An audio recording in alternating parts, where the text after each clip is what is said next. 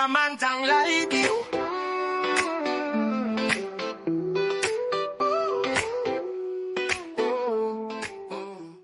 반갑습니다. 세상의 별의별 일들을 생중계하는 파란만장 라디오 DJ 도윤태입니다. 오늘도 청취자 여러분께서 보내주신 사연 중에서 정말 기막힌 이야기 하나를 가져왔습니다.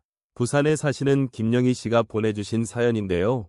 제목이 참 인상적입니다. 시어머니가 숨겨온 40년의 비밀이라고 하네요. 영희 씨는 올해 45살, 결혼한 지 20년이 넘었습니다. 남편 철수 씨와는 대학 동기로 만나 사랑 결혼을 했고 슬하에 고등학생 아들 하나와 중학생 딸 하나를 두고 있죠. 평범하다면 평범한 가정이었습니다. 그런데 이 평범함 뒤에 상상도 못할 비밀이 숨어 있었던 거예요. 사건의 시작은 지난달이었습니다. 시어머니 박순자 씨가 갑자기 쓰러져 병원에 입원하게 된 거죠. 의사는 말했습니다. 상태가 심각합니다. 가족들은 마음의 준비를 하시는 게 좋겠어요. 영희 씨는 그동안 시어머니와 그리 가깝지 않았지만 이런 상황에서는 며느리로서 해야 할 일들이 있잖아요.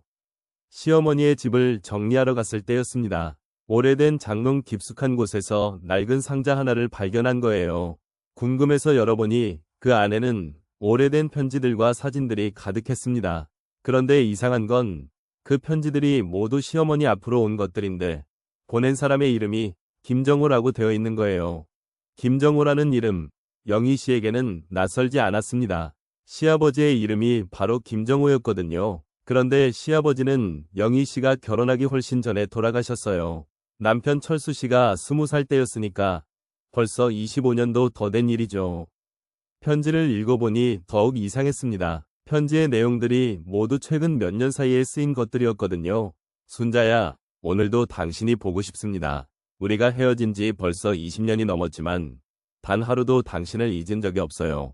이런 내용들이었습니다. 영희 씨는 머리가 하얘졌어요. 시아버지가 죽지 않았다는 건가? 아니면 다른 김정호라는 사람이 있다는 건가? 사진들을 보니 더욱 확신이 들었습니다. 젊은 시절의 시아버지와 똑같이 생긴 남자가 시어머니와 함께 찍힌 사진들이 여러 장 있었거든요. 그런데 그 사진들은 분명히 최근에 찍힌 것들이었어요. 영희 씨는 급히 남편에게 전화를 걸었습니다. 여보, 당장 병원으로 와요. 어머니께 물어봐야 할 게 있어요. 남편 철수 씨는 아내의 다급한 목소리에 놀라 바로 병원으로 달려왔죠. 병실에서 영희 씨는 시어머니에게 편지와 사진을 보여줬습니다. 시어머니는 그것들을 보더니 한참 동안 말이 없었어요. 그러다가 힘겹게 입을 열었습니다. 미안하다. 정말 미안하다. 이제 다 말해야겠구나. 그렇게 시작된 시어머니의 고백은 정말 충격적이었습니다. 시아버지 김정호 씨는 죽지 않았다는 거예요. 25년 전 사업 실패로 엄청난 빚을 지게 되었을 때 가족들을 지키기 위해 죽은 척하고 숨어서 살기로 했다는 겁니다. 당시 상황을 들어보니 이해가 되긴 했어요.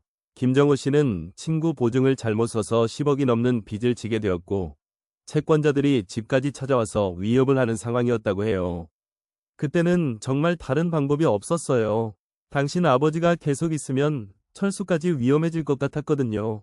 그래서 김정호 씨는 바다에 빠져 죽은 것처럼 꾸미고 실제로는 다른 곳으로 도망가 숨어 살기 시작했다는 거예요. 시어머니는 홀로 아들 철수를 키우며 힘들게 살아왔고 남편과는 가끔씩만 몰래 만날 수 있었다고 해요.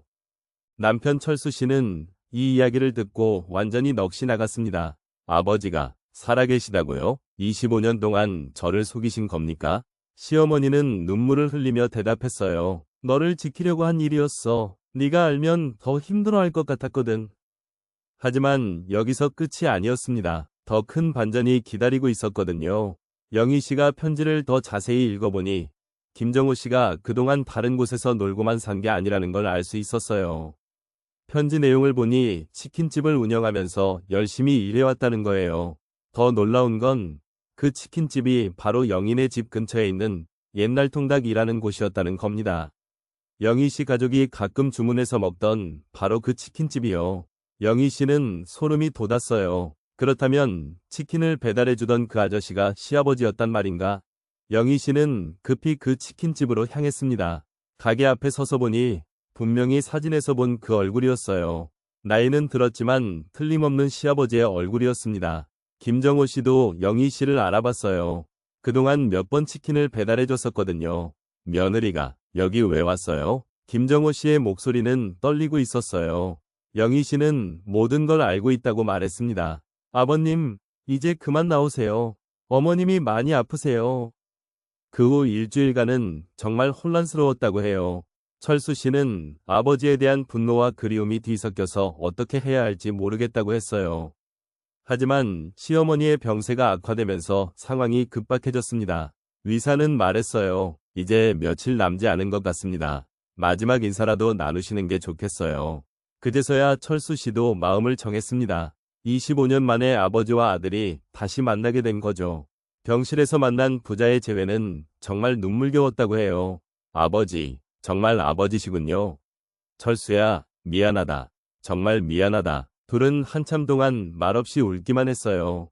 시어머니는 그 모습을 보며 안도의 한숨을 쉬었습니다. 이제야 마음이 놓인다. 우리 가족이 다시 모였구나. 그리고 며칠 후 시어머니는 가족들이 지켜보는 가운데 조용히 눈을 감았어요.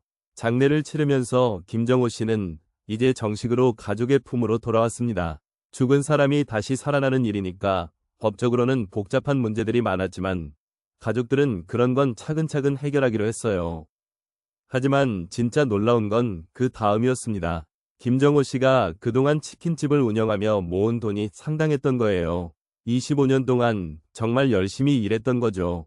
그 돈으로 예전 빚도 다 갚고도 남을 정도였어요. 더욱 감동적인 건 김정호 씨가 그 돈을 혼자 쓰지 않고 철순의 가족을 위해 몰래 저축해뒀다는 거예요. 영희 씨네 아이들 교육비며 집 대출 상환이며 모든 걸 계산해서 준비해뒀던 거죠. 내가 아버지 노릇을 제대로 못해서 미안했어. 이제라도 늦지 않았으면 좋겠다. 김정호 씨는 그렇게 말하며 통장을 내밀었어요. 철수 씨와 영희 씨는 또 한 번 눈물을 흘렸습니다. 그런데 여기서 또 한 번 반전이 있었어요. 김정호 씨가 운영하던 치킨집이 동네에서 정말 유명한 맛집이었던 거예요. 손님들이 워낙 많아서 가게를 확장할 생각까지 하고 있었다고 해요. 철수 씨는 회사를 그만두고 아버지와 함께 치킨집을 운영하기로 결심했습니다.